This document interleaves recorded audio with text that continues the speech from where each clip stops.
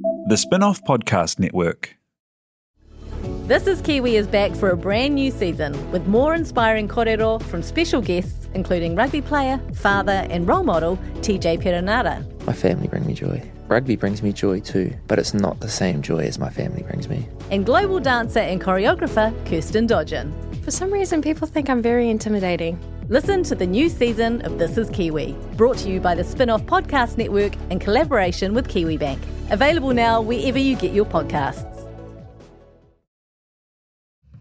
Kia ora, this is Toby Manhire, here to urge you to tune in to Gone by Lunchtime, a podcast with me, Annabelle Lee Mather and Ben Thomas, tackling the world of New Zealand politics, from policy to polling, from scandal to psychodrama. Listen to Gone by Lunchtime, brought to you by the Spin-off Podcast Network, wherever good pods are sold.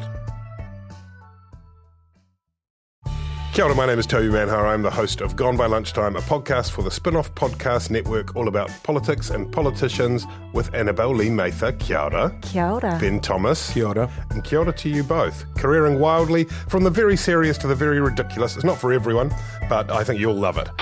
Kia ora. And... we do the whole thing from the start. Go the whole thing from the start. What the f***? Gone by Lunchtime. Grab one now wherever you get your podcasts. If you love the Spin-off and want to support what we do, one of the best things you can do is to let a friend or relative know about us. It costs you nothing, but it means the world to us. A silly mood. Wow, I'm sorry. I don't know why 3 weeks in a row we've done these kinds of podcasts. No, they like it.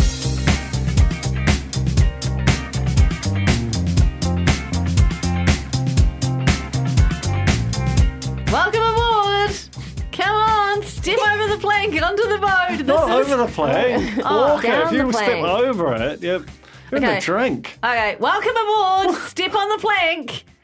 Don't fall off. Leave that in, I hear. Yeah, leave it Shame, on. shame. No, it's fine. It's fine. I'm just offering you. You corrected me. I heard your feedback and I've taken it on board. Wow, that's good communication. Yachty or nice? Why don't they go with nautical or nice? Much better. Much Much better. Fun. Okay, so this episode of Below Deck Down Under, episode 12, is titled Yachty or Nice. It should be titled Nautical or Nice. Far out, that's so much so much better. better. Right there. Okay, my name is Jane Yee. I'm joined by Alex Casey and Duncan Grieve. We've also got T.I. here. Just grimly enduring got his this. arms folded. Body language We've is... got to get the hats on. Excuse me. Chuck us the We need to hats be in I our have. penguin suits, as it were.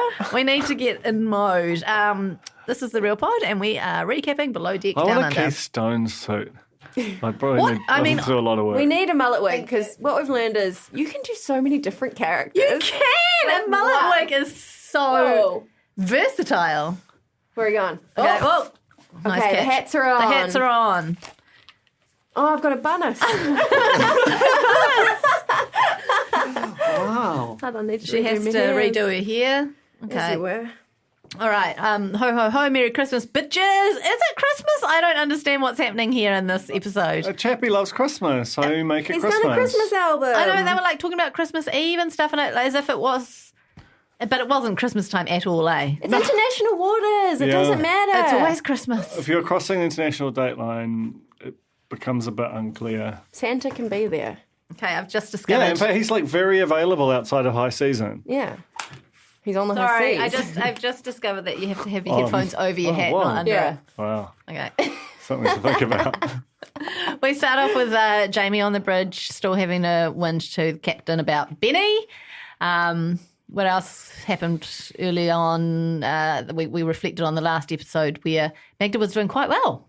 Last episode she did quite well. And Because she flagged the fake tan on the sheets and said that looks a bit bad. yeah. Aesha went, good job. Wow. Brown sheets. Maybe we should change them. She's very impressed with her own ability to pull Magda into line, but I feel like it's foreshadowing. I feel like it won't be long before Magda is on the phone again. In terms of the arc, everyone's just trying to be sort of a semi-competent stew/chef/boss. But who knows whether they'll be able to pull it off.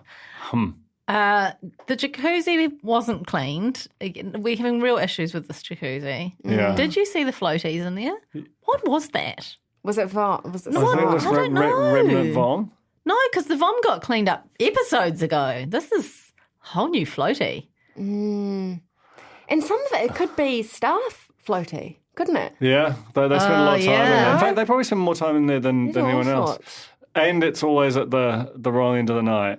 Yeah. Something about a filthy jacuzzi is about the yuckiest thing in the whole world. Why is it that anything that would ordinarily just be sitting somewhere is nowhere near as disgusting and terrifying as if it's floating towards you In the water. in the warm? Like a plaster in the pool. Yeah. Forget A it. plaster in the pool is so much worse than just a plaster Yeah. on the ground. Yeah.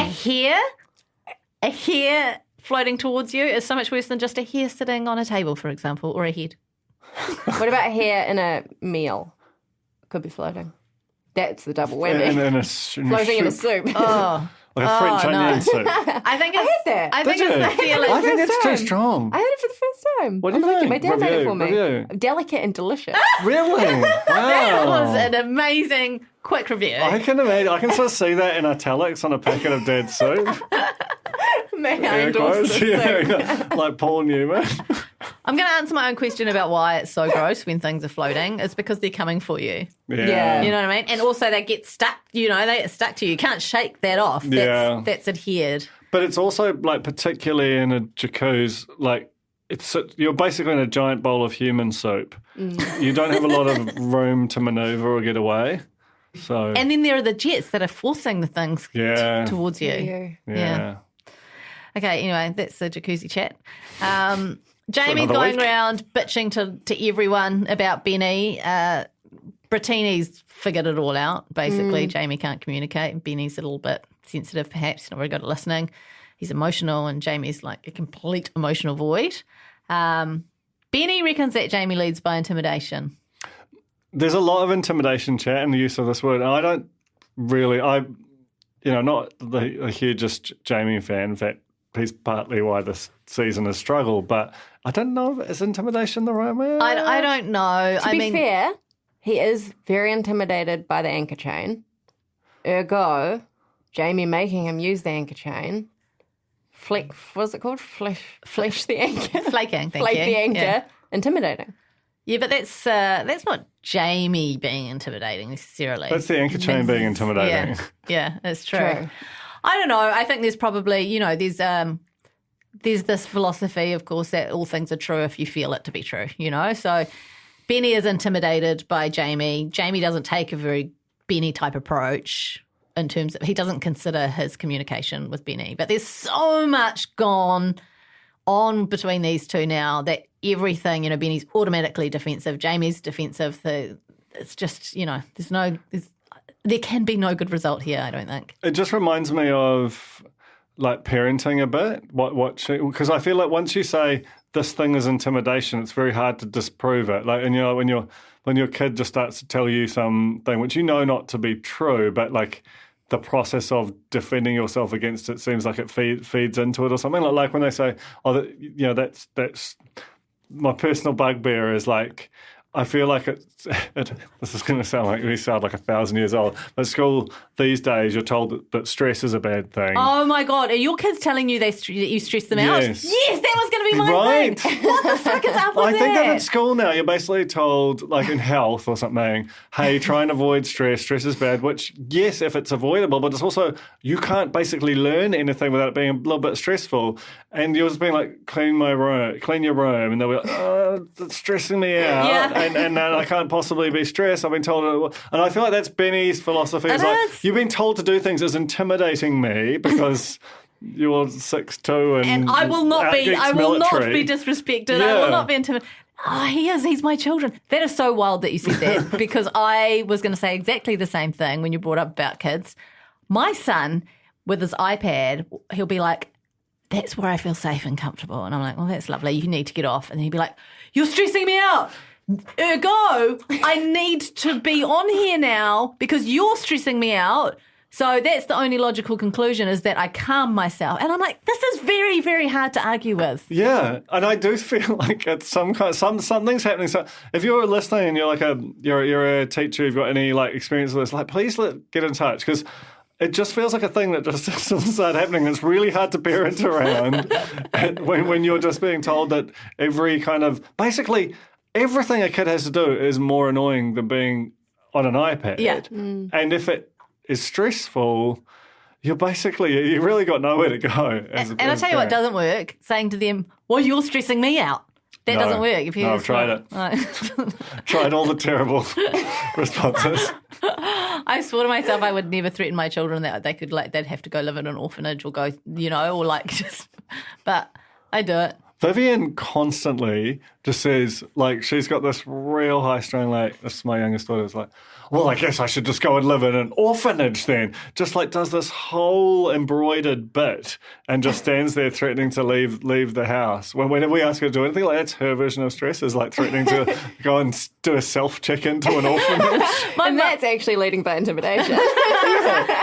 My mum used to say when we were little that she wouldn't mind going to prison because she'd get a telly, she'd get to watch the telly, she could have a lovely sleep. Lift weights, read books, sounds mean. No one would bother her. And I, as a child, was so hurt by that, by the idea that my mother would rather be in prison than parent us. Now I'm here and I'm like, you're going to the orphanage. If Muhammad's family is so cool, you can go live with them, and then just like, all the threats. And I'll go to jail. Can I just say, for those listening but not watching at home, Jane wearing a captain's hat while she says, well, this is really amplifying up how funny it is. My latest one I tried was like, oh, well, you don't listen to me, so I don't need to parent here anymore, and you can do whatever you want, which always throws them a bit. They don't know what to do, but they end up just doing I know. Oh, cool. She's cracked it. I'm just going to be on iPad until 3 a.m. Oh, this is great. You guys should have a parenting podcast. Look, Hey, working it's on a great it, aren't we? idea. It's a great idea. Introducing Panasonic's new era of refrigeration, Prime Plus. Enjoy top-of-the-line finishes and flexibility, perfect for busy families. Experience flexi temperature control, rapid freezing, sealing and freshness with Prime Freeze, bacteria inhibition, deodorization and pesticide reduction. Thanks to Panasonic's exclusive Nano X technology. Panasonic. Make every day more brilliant. At Zed, we're all about moving with the times. And now it's time to be part of the climate change solution and move on from fossil fuels. As a company providing fuel to people all over the country, we also know we have a real opportunity to lead that change. We're committed to keeping Aotearoa moving by providing the right energy for everyone. We believe that innovation in fuel and how it's used can make a huge difference to our planet. Find out more at z.co.nz. New from the Spin-Off's business editor Chris Schultz, together with KiwiBank, comes Stock Take, a weekly newsletter about the people behind the businesses driving Aotearoa, along with stories about how forces affecting the economy will impact the lives of New Zealanders. Sign up to Stock Take now at thespinoff.co.nz/newsletters. Hey, Jamie, he's not great, but I can't help but feel like if Benny just did his job properly, there would be no issues. I think it's too late now. I think that at the beginning that is true. I think now anything Benny does, that say if Culver had done it or Brittini had done it, they might get like a small dressing down, whereas Benny would get the full visit to the captain. Yeah, but it's like cumulative. Yeah, and basically I agree with you. You did right, and just show up and do your job. Like it's wild for him to view it as intimidation, being asked to do literally anything on a boat. They've both got the ick with each other. Yeah, and it's impossible. Yeah. Once you get the ick, once you got the you ick, cannot un-ick. Yeah. What, Duncan? Or can you? Oh, are you suggesting? Because there is an attempt to only in front of the captain. I don't know. Captain As someone is- who's seen the rest of the season, I'm going to make a prediction. Okay, so have you just absolutely spoiled the fact that we've left the episode wondering whether or not Benny gets kicked off the boat?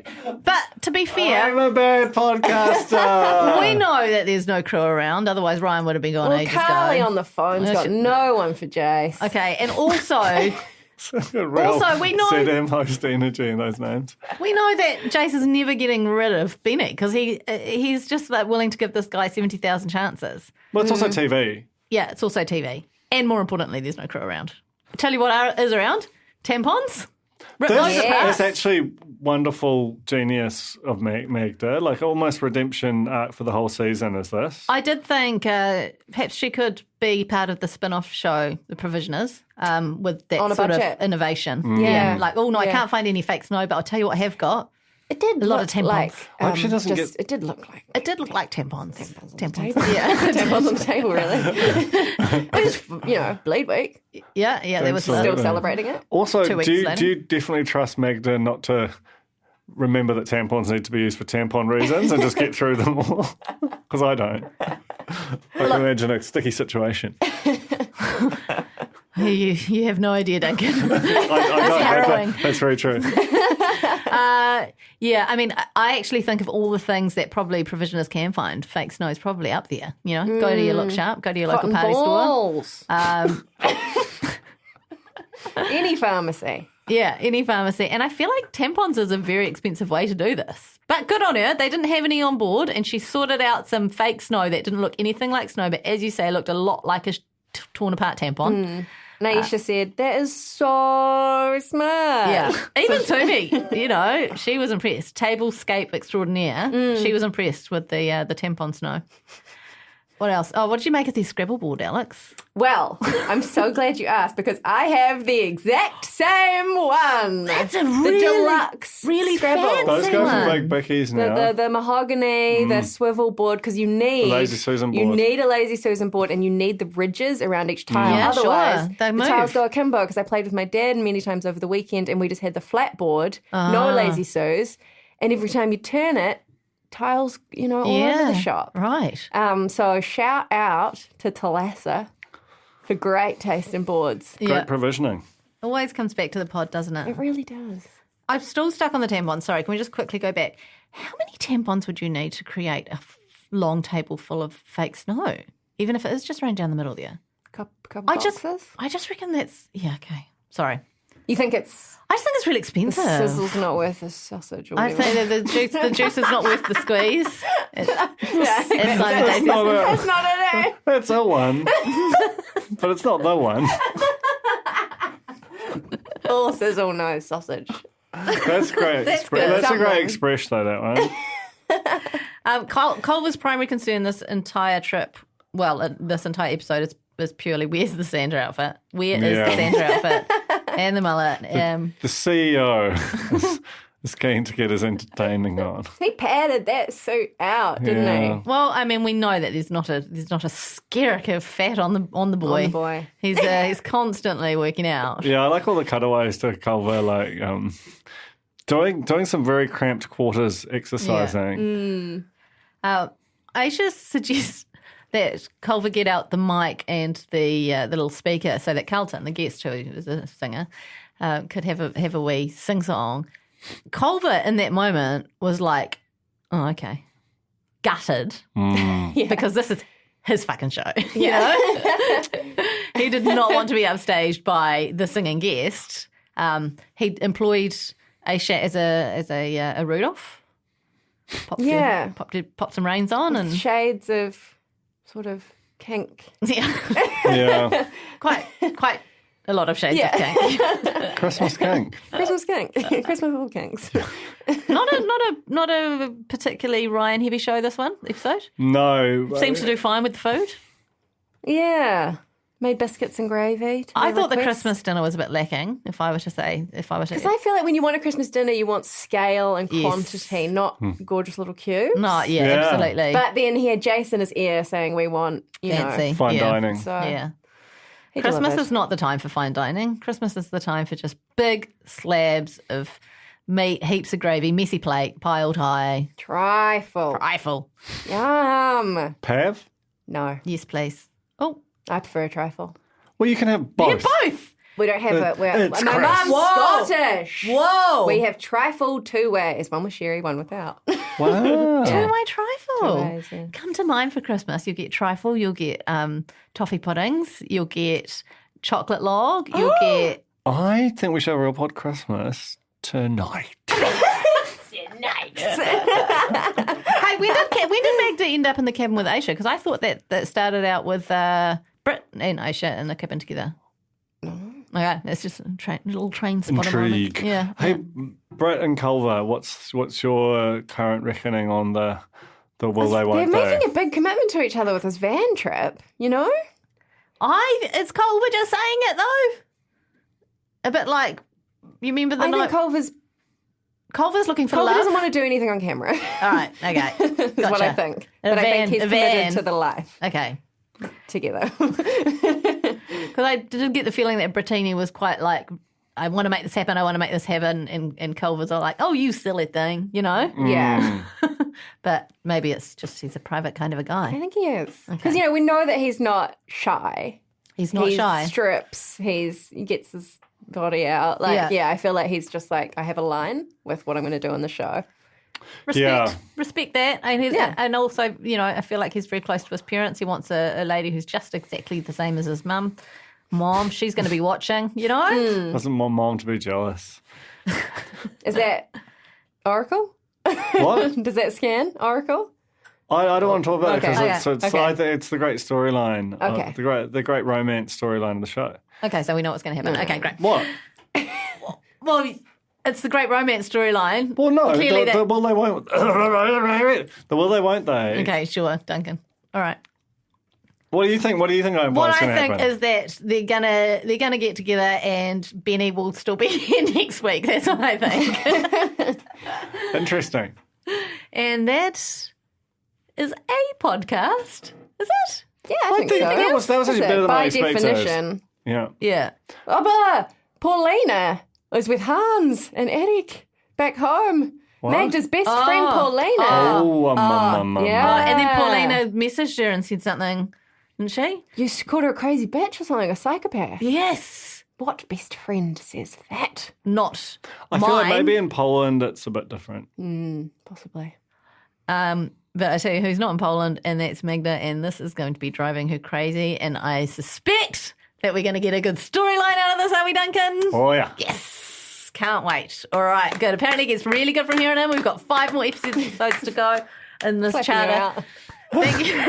Thank you, Tia. Thank you, Alex. Thank you, Duncan. And thank you very much to our friends at Bravo for making this television show get to our screens. And indeed. Oh. Thank you, Jane. Off with his head. Not the way to say. Oh, the plank! Is that all right? From the Spin-Off Podcast Network, you've been listening to The Real Pod. It was hosted by me, Jane Yee, along with Alex Casey and, most of the time, Duncan Grieve. Te Aihe Butler made it all sound good, and Rachel LaRue got us out to the world. Start your day with The Bulletin, a newsletter from The Spin-Off summarising New Zealand's biggest breaking stories and highlighting the best reporting from around the country. Sign up for free today at thespinoff.co.nz/newsletters. Kia ora, I'm Alex Casey, Senior Writer at The Spin-Off. We wouldn't exist without the ongoing support of our generous members. If you're able to, you can make a donation at thespinoff.co.nz/donate. Talo for Lover. I'm Madeline Chapman, editor at The Spin-Off. If you have the means, consider supporting our high-quality journalism by becoming a Spin-Off member. Sign up now at thespinoff.co.nz/donate. The Spin-Off Podcast Network.